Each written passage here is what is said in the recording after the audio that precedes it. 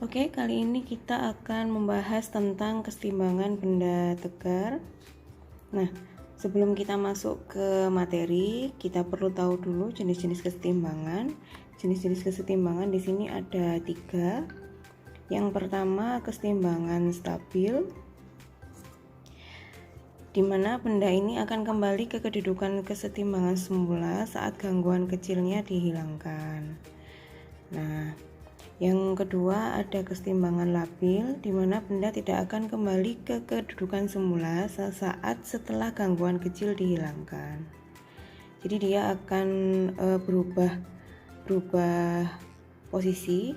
Untuk yang ketiga kesetimbangan netral yaitu atau indifferent, yaitu kedudukan benda tidak akan terpengaruh oleh gangguan terhadapnya. Nah, di sini bisa kita lihat dari gambar ini. Untuk yang A ini adalah kesetimbangan labil, di mana benda ini tadi kalau gangguannya dihilangkan maka dia akan jatuh atau berubah posisi. Untuk yang B, karena dia adalah kesetimbangan stabil, dia berada di dalam ruangan begitu ya. Ketika gangguannya dihilangkan, dia akan tetap berada di dalam sini, posisinya tetap. Untuk yang C, kesetimbangannya netral, jadi meskipun dia diganggu, dia akan tetap berada di posisi seperti ini gitu. Kita lanjut masuk ke materi dinamika rotasi benda tegar. Jadi untuk dinamika rotasi ini ukurannya tidak diabaikan, di mana resultan gaya dapat menyebabkan gerak translasi dan juga rotasi. Jadi sekarang kita membahasnya bukan hanya gerak translasi saja atau gerak lurus, kita juga membahas tentang gerak rotasi. Nah, untuk benda tegar sendiri yaitu benda yang tidak berubah saat diberi gaya rotasi. Jadi dia tidak akan berubah bentuk, berubah posisi saat dia berotasi. Nah, syarat-syaratnya kesetimbangan itu ada 2. Yang pertama, gayanya, jumlah gaya-gayanya harus sama dengan 0. Jumlah gayanya nanti akan sama dengan 0, dan momen gayanya, sigma torsi itu ya, momen gaya torsinya itu juga harus 0. Ini adalah dua ini adalah syarat-syarat benda dia bisa setimbang di posisinya. Setelah itu kita akan mulai mempelajari tentang besaran-besaran yang ada pada dinamika rotasi. Yang pertama yaitu momen gaya. Momen gaya itu adalah sesuatu yang menyebabkan benda berputar atau benda berotasi. Jadi benda berotasi itu karena adanya momen gaya ini. Nah, momen gaya itu biasanya disimbolkan dengan torsi. Seperti ini lambang torsi, ini torsi kecil dan ini adalah torsi besar. Ini lambang torsi. Biasanya bisa disebut torsi, momen gaya, atau torqui. Nah, untuk rumusnya momen gaya yaitu hasil kali antara gaya dengan lengan gaya atau R. Ini ya, rumusnya adalah torsi sama dengan R dikali F kali sin theta, F sin theta. Nah, di mana theta ini adalah sudut dari lengan gaya dan gaya yang diberikan gitu. Nah, untuk selanjutnya ada besaran momen inersia. Momen inersia itu sesuatu yang membuat benda ingin terus berputar atau biasa kita sebut dengan kelembaman.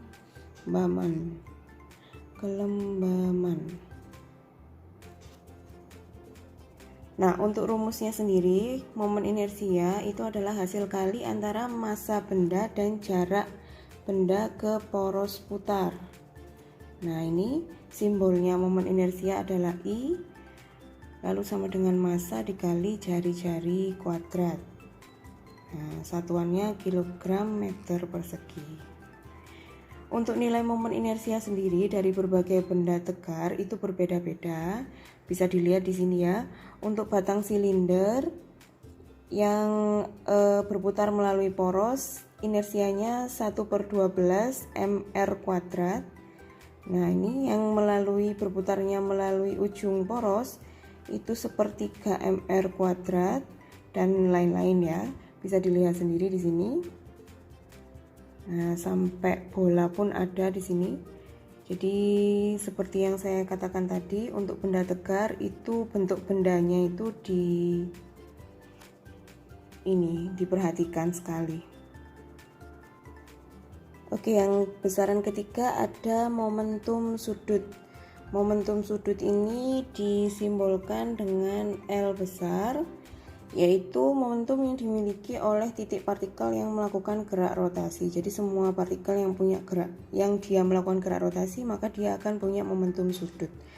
Untuk rumusnya sendiri itu adalah L sama dengan M massa dikalikan jari-jari kuadrat dikalikan dengan kecepatan sudutnya atau kecepatan inersia di sini. Nah, bisa tadi karena I itu sama dengan M dikali R kuadrat, maka di sini MR kuadratnya bisa diganti dengan inersia, begitu. Tergantung soalnya yang diketahui apa. Nah, untuk hukum kekekalan momentum sudut, jika tidak ada gaya yang mempengaruhi pada sistem, maka momentum sudut sistem adalah tetap. Jadi, jika benda itu berotasi, lalu yang berubah adalah kecepatan sudutnya atau mungkin jari-jarinya yang berubah, tidak ada gaya yang mempengaruhi, maka momentum sudut awal dan akhirnya akan sama. Berlaku hukum kekekalan momentum sudut. Nah, ini biasanya kita temui di contoh dalam kehidupan sehari-hari, yaitu penari balet yang membuka tangan dan menutup tangannya. Nah, itu tidak ada gaya yang mempengaruhi, maka saat membuka menutup tangan itu penari balet tidak akan jatuh dan dia akan tetap berputar. Atau mungkin yang lompat indah dari renang itu, klub renang, dia akan lompat dengan berputar lalu memanjangkan badannya. Nah, dia tidak akan terpelanting ya, jadi akan satu lintasan saja. Dia akan berotasi, tidak dipengaruhi oleh gaya. Nah, besaran yang terakhir ada energi gerak rotasi. Energi gerak rotasi untuk benda yang berotasi mempunyai energi kinetik rotasi, di mana rumusnya yaitu sebesar setengah dikalikan inersia dikali kecepatan inersia kuadrat ini ya. Nah, untuk satuannya sama, untuk energi kinetik rotasi itu sama dengan energi yaitu joule.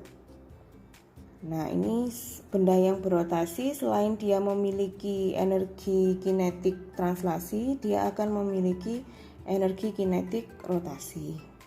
Ya, sekarang kita masuk ke contoh soal. Di sini ada soal tentang momen gaya atau torsi. Jadi diketahui ada benda, ini batang ya, ada batang.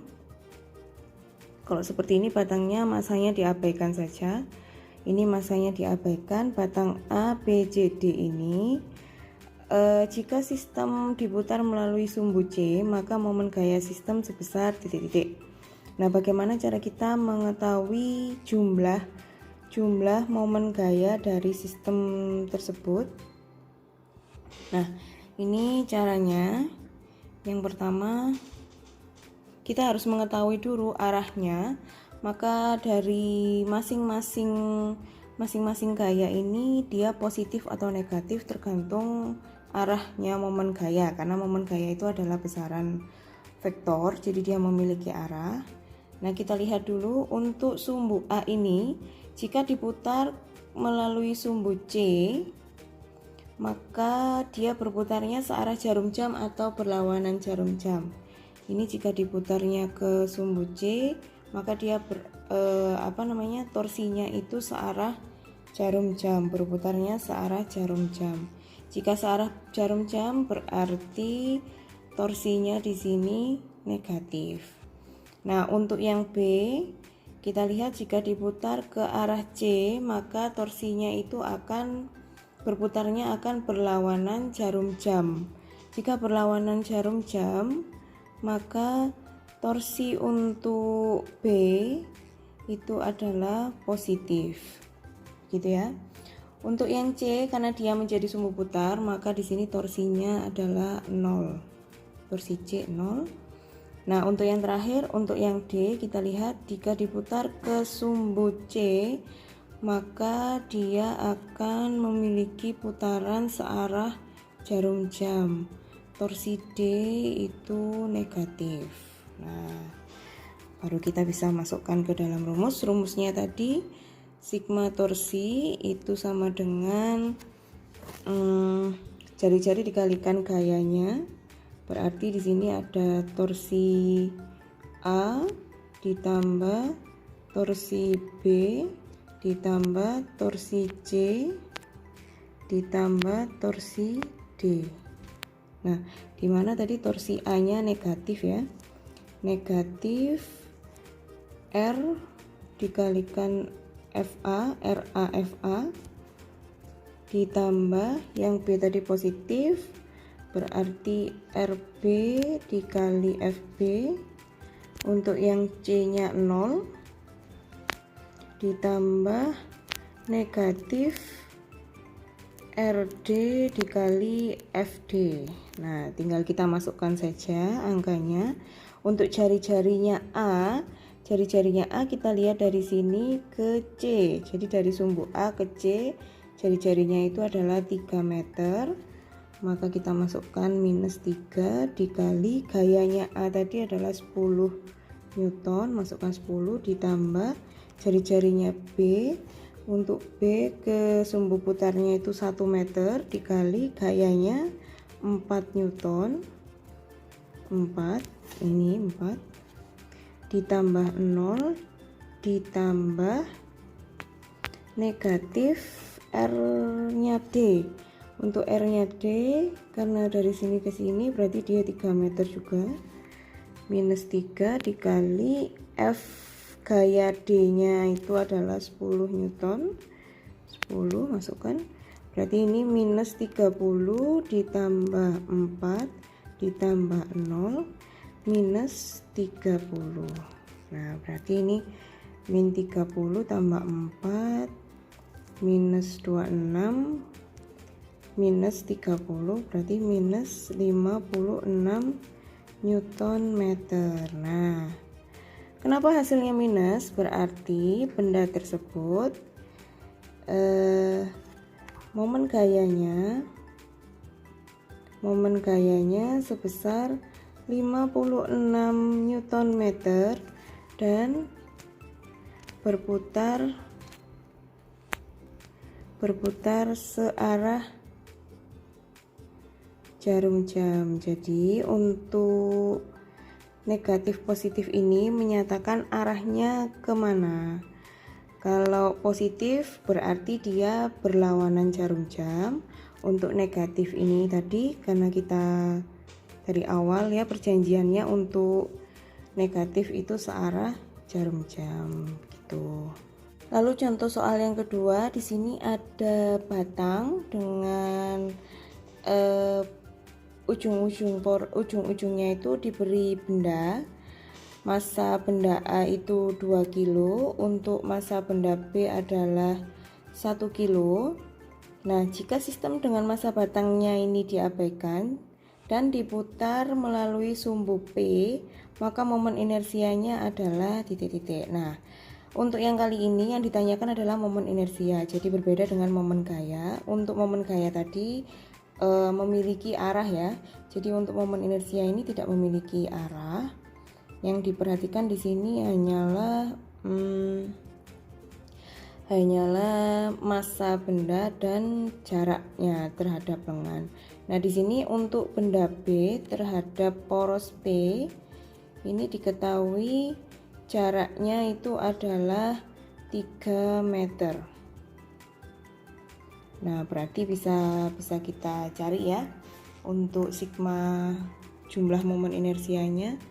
Momen inersia tadi rumusnya adalah M dikali R kuadrat, berarti di sini sigma IA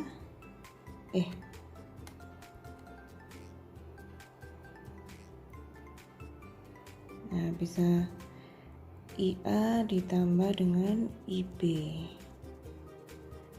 Untuk IA nya sendiri itu massa A dikali RA kuadrat.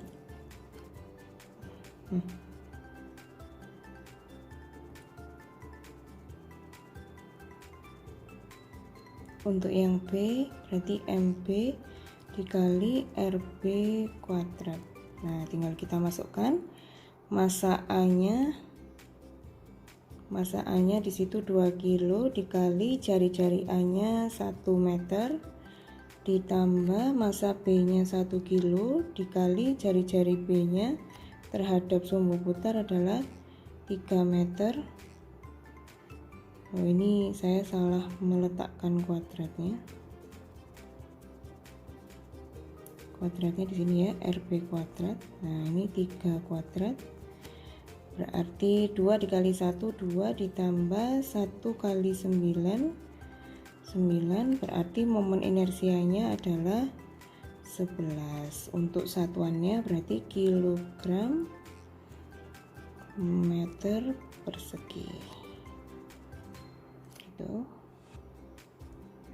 Nah, ini untuk contoh soalnya gitu. Sekian untuk besaran-besaran pada dinamika rotasi benda tegar.